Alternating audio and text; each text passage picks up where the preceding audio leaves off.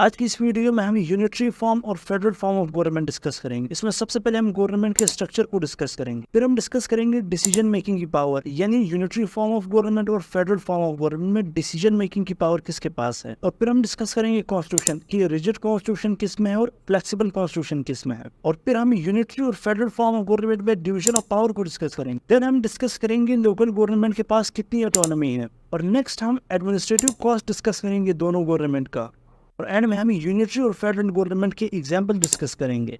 तो video and तक जरूर देखिए।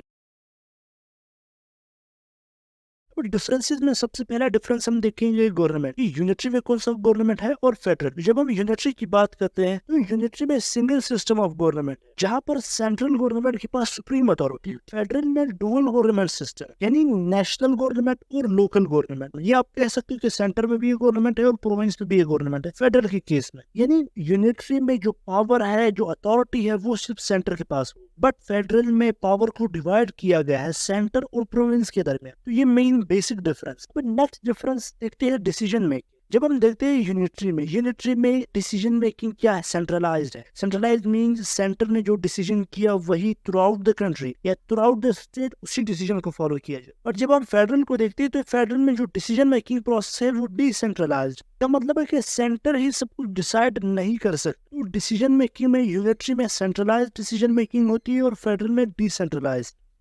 अब नेक्स्ट डिफरेंस देखेंगे साइज में, कि स्मॉलर स्टेट्स के लिए क्या यूनिटरी फॉर्म बेस्ट है या फेडरल, और लार्जर स्टेट्स के लिए कौन सा फॉर्म बेस्ट है। जब हम बात करते हैं स्मॉलर स्टेट्स, तो स्मॉलर स्टेट होमोजेनियस पॉपुलेशन के लिए यूनिटरी फॉर्म बेस्ट है, क्योंकि स्मॉलर स्टेट में डिसीजन मेकिंग तभी इफेक्टिवली होंगी जब वहाँ पर यूनिटरी फॉर्म ऑफ गवर्नमेंट हो और होमोजेनियस पॉपुलेशन जब होगी वहाँ। तो जहाँ पर होमोजेनियस पॉपुलेशन है वो स्मॉल स्टेट है, तो उसके लिए unitary form best form of government. But इसके अपोजिट अगर आप देख ले, वो कंट्रीज जहाँ पर लार्ज टेरिटरी है, जहाँ पर डाइवर्सिटी पाई जाती है, उन स्टेट में फेडरल ज्यादा सुटेबल है एज कम्पेयर टू यूनिटरी। ये था साइज का कंपैरिजन। नेक्स्ट डिफरेंस देखेंगे कॉन्स्टिट्यूशन में। यूनिटरी फॉर्म में देखिए कि यूनिटरी फॉर्म में रिटन कॉन्स्टिट्यूशन भी हो सकता है, अनरिटन भी हो सकता है। बट फेडरल फॉर्म में एक पॉइंट याद रखिए कि फेडरल फॉर्म में रिटन कॉन्स्टिट्यूशन मस्ट है।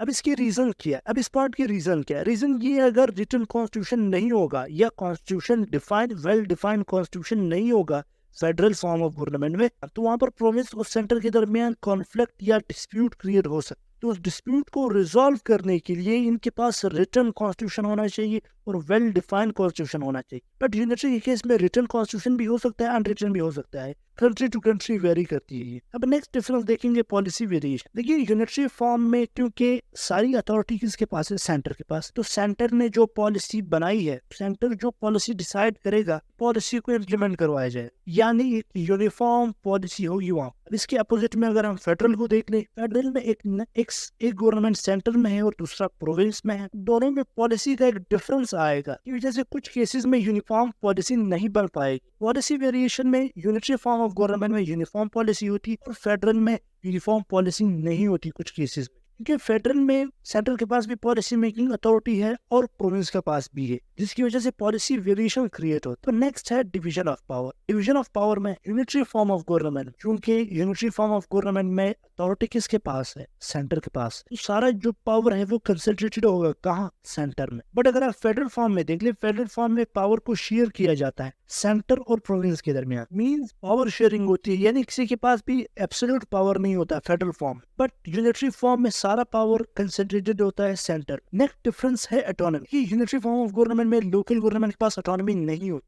जो रीजनल गवर्नमेंट है उनके पास ऑटोनॉमी नहीं होती। अगर ऑटोनॉमी होती भी है तो लिमिटेड ऑटोनॉमी होती। बट इसके अपोजिट अगर हम फेडरल फॉर्म में देख ले, फेडरल फॉर्म में लोकल गवर्नमेंट के पास ऑटोनॉमी होती है और लोकल गवर्नमेंट अपने बिहाफ पर डिसीजन ले सकता है। ये भी एक डिफरेंस है यूनिटरी में और फेडरल में, क्योंकि यूनिटरी में रीजनल गवर्नमेंट के पास या लोकल गवर्नमेंट के पास ऑटोनॉमी नहीं है।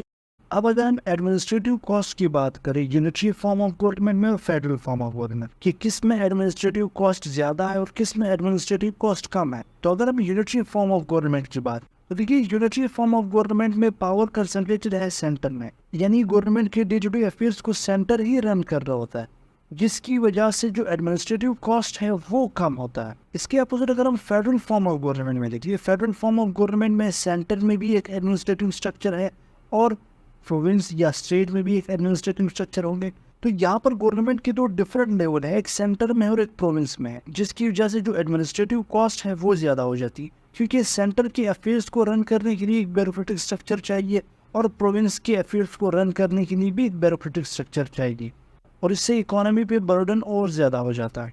तो यूनिटरी फॉर्म ऑफ गवर्नमेंट का एडमिनिस्ट्रेटिव कॉस्ट कम है as compare to federal form of government. अब नेक्स्ट है balance unitary form of government और फेडरल फॉर्म ऑफ गवर्नमेंट, यानी किस फॉर्म ऑफ गवर्नमेंट में ज़्यादा बैलेंस पाया जाता है, सेंट्रल गवर्नमेंट में और रीजनल गवर्नमेंट में। तो अगर हम यूनिटरी फॉर्म ऑफ गवर्नमेंट की बात करते हैं कि यूनिटरी फॉर्म ऑफ गवर्नमेंट में सारा पावर सेंटर में कंसंट्रेटेड है, यहाँ पर लोकल गवर्नमेंट के साथ पावर शेयरिंग नहीं होती, लोकल गवर्नमेंट सेंट्रल गवर्नमेंट के अंडर ही काम करती है, जिससे एक इम्बैलेंस क्रिएट होता है, यानी पावर सारा ही कंसंट्रेटेड है सेंटर में। इसके अपोजिट अगर हम फेडरल की बात करें, फेडरल में प्रोविंशियल गवर्नमेंट और सेंट्रल गवर्नमेंट दोनों पावर शेयरिंग कर रहे हो, पावर शेयरिंग की वजह से एक बैलेंस क्रिएट होता है यहाँ पे। इसी वजह से हम कहते हैं कि फेडरल फॉर्म ऑफ गवर्नमेंट ज़्यादा बैलेंस है as compare to unitary form of government. अब हम यूनिटरी फॉर्म ऑफ गवर्नमेंट और फेडरल फॉर्म ऑफ गवर्नमेंट की एग्जाम्पल डिस्कस करेंगे। तो सबसे पहले देखते हैं यूनिटरी फॉर्म ऑफ गवर्नमेंट। देखिए यूनिटरी फॉर्म ऑफ गवर्नमेंट के बहुत से एग्जाम्पल्स है, बट हम यहाँ पर सिर्फ एक एग्जाम्पल डिस्कस करेंगे, तो वो एग्जाम्पल है फ्रांस। देखिए फ्रांस एक बेस्ट एग्जांपल है यूनिटरी फॉर्म ऑफ गवर्नमेंट, जहाँ पर सारी पावर सेंटर के पास है और जो लोकल गवर्नमेंट है उनके पास लिमिटेड ऑटोनॉमी। इसके बाद अगर हम फेडरल फॉर्म ऑफ गवर्नमेंट की एग्जांपल देखें, देखिए फेडरल फॉर्म ऑफ गवर्नमेंट की एग्जांपल भी बहुत से हैं, बट हम यहाँ पर कुछ स्पेसिफिक एग्जांपल डिस्कस करेंगे। उसमें सबसे पहला है यूनाइटेड स्टेट। तो यूनाइटेड स्टेट में फेडरल फॉर्म ऑफ गवर्नमेंट है, जहाँ पर सेंटर पावर शेयर करती है इंडिविजुअल स्टेट्स के साथ। यूनाइटेड स्टेट के जितने भी स्टेट्स हैं उनके साथ पावर शेयर करती है सेंटर। इसके अलावा इंडिया भी एक फेडरल स्टेट और पाकिस्तान भी एक फेडरल स्टेट है।